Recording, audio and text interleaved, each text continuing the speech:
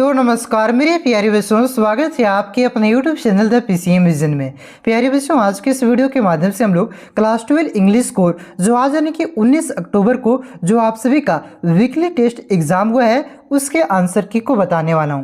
तो साथ ही साथ आप लोग भी मिलाते चलिए और लास्ट में कमेंट करके ज़रूर बताइएगा कि आप लोगों ने कितना क्वेश्चन सही किया है। और हाँ, जो भी बच्चे आपका टेस्ट में पार्टिसिपेट नहीं कर रहे हैं वो भी बच्चे वीडियो को देखिए और हो सके तो सारा क्वेश्चन को नोट डाउन कर लीजिए, क्योंकि यही सब क्वेश्चन आपके फाइनल बोर्ड एग्जाम में देखने को मिलेगा। ठीक है, तो चलिए शुरू करते हैं और एक एक करके सारे क्वेश्चन के आंसर को जान लेते हैं। उससे पहले मैं आपको बता देना चाहूँगा कि आप लोग अगर चैनल पर नए हैं तो चैनल को सब्सक्राइब अवश्य कीजिएगा, क्योंकि इस चैनल के माध्यम से आप लोग क्लास 12 बोर्ड एग्जाम के प्रत्येक सब्जेक्ट की तैयारी बहुत ही बेहतरीन ढंग से कर सकते हैं, जिस प्रकार से पिछले वर्ष के विद्यार्थियों ने किया था। ठीक है, तो चलिए शुरू करते हैं। देखिए, आपका पहला क्वेश्चन क्या पूछा गया है कि what does the counting up to 12 signify and how will it help, यानी कि 12 तक गिनती गिनने का क्या मतलब है और यह किस प्रकार से मदद करता है। तो इसका मतलब है कि यह आपका शांति क्रिएट करता है और यह आपका सद्भाव क्रिएट करता है। ठीक है, तो इसका करेक्ट आंसर होगा ऑप्शन नंबर सी,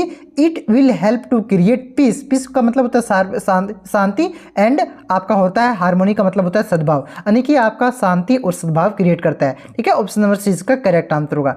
अगला क्वेश्चन है कि according to the poem what is the cause of gloom and sadness, यानी कि जो आपका पोएम है कीपिंग क्वाइट, उसके अनुसार क्या कारण है ग्लूम मतलब निराशा और उदासी का। तो इसका कारण है आपका नेगेटिविटी, हार्टेड एंड ग्रीड, यानी कि कह सकते हैं नकारात्मक, द्वेष और लालच इसका कारण है। ऑप्शन नंबर 20 का करेक्ट आंसर होगा।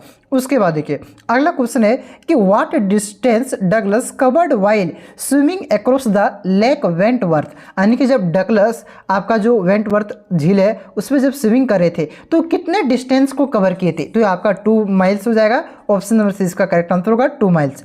अगला क्वेश्चन देखिए, अगला क्वेश्चन है what did Douglas mother remind him, यानी कि डगलस के माँ ने उसे क्या याद दिलाया था, क्या रिमाइंड करवाया था। तो डगलस के माँ ने उसे आकिमा रिवर की विश्वासघात के बारे में याद दिलाया था, यानी कि ऑप्शन नंबर 20 का करेक्ट आंसर होगा अबाउट द ट्रेचरस आकिमा रिवर। उसके बाद देखिए अगला क्वेश्चन है कि who is the author of deep water, यानी कि ये जो आपका कहानी है डीप वाटर उसके राइटर कौन है, उसके लेखक कौन है। तो इसके राइटर हैं आपका William Douglas. Option number D इसका करेक्ट आंसर होगा विलियम डगलस। उसके बाद देखिए अगला क्वेश्चन है कि what is the purpose of journey to the world most preserved place Antarctica, यानी कि जो आपका दुनिया की सबसे संरक्षित जगह है अंटार्कटिका, उसकी यात्रा का क्या उद्देश्य है। तो इसकी यात्रा का उद्देश्य है टू सैनिटाइज अंग minds toward the climate change, यानी कि जो आपका अंग माइंड है यानी कह सकते हैं युवा है उसको आपका क्लाइमेट चेंज यानी कि जलवायु परिवर्तन के प्रति संवेदनशील बनाना इसका मेन कह सकते हैं पर्पस है, उद्देश्य है। ठीक है, ऑप्शन नंबर डी इसका करेक्ट आंसर होगा।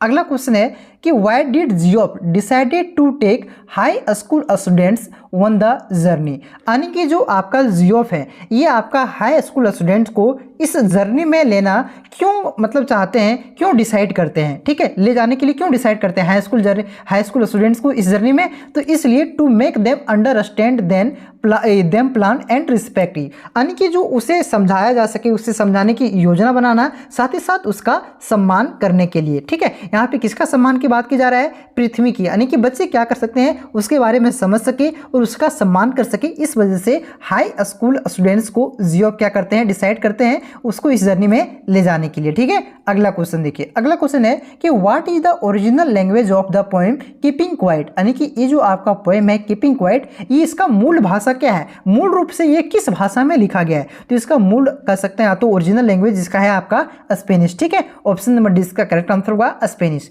अगला क्वेश्चन है कि what is the earth symbolise, यानी कि पृथ्वी क्या सिंबलाइज करता है। तो पृथ्वी आपका perseverance and new beginning from the seemly stillness ये आपका क्या करता है, सिंबलाइज करता है, ये इसका प्रतीक है। ऑप्शन नंबर ए इसका करेक्ट आंसर होगा, यानी कि कह सकते हैं ये आपका एक तरह से प्रतीत होने वाली शांति और सदृशता की नई शुरुआत को क्या कर सकते हैं, प्रतीत करता है। ठीक है, ऑप्शन नंबर ये इसका करेक्ट आंसर होगा perseverance of new beginning from the seemly stillness.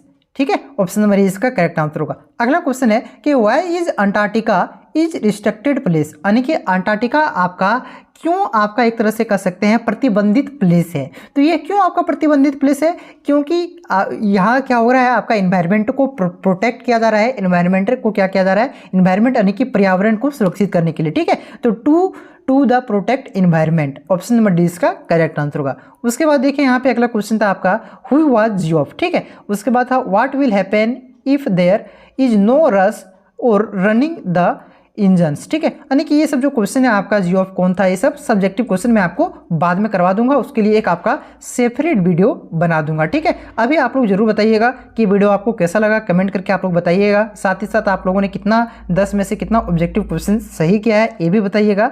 और आगे आपका जो शायद 28, ठीक है, 28 को कौन से विषय का टेस्ट है, अगर आप लोग साइंस वाले हैं, साइंस स्ट्रीम के तो अलग विषय का टेस्ट होगा, आर्ट्स के हैं तो अलग विषय का टेस्ट होगा, तो उसका मैं आपका सिलेबस देख करके कौन से चैप्टर से आएगा उस चैप्टर का पर्टिकुलर वीडियो बना दूंगा।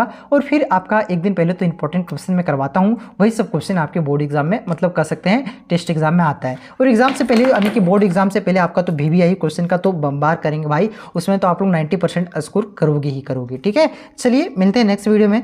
अगर चैनल पे नए हैं तो चैनल को सब्सक्राइब जरूर कीजिएगा, इस वीडियो को दोस्तों में ज़्यादा से ज़्यादा शेयर जरूर करें।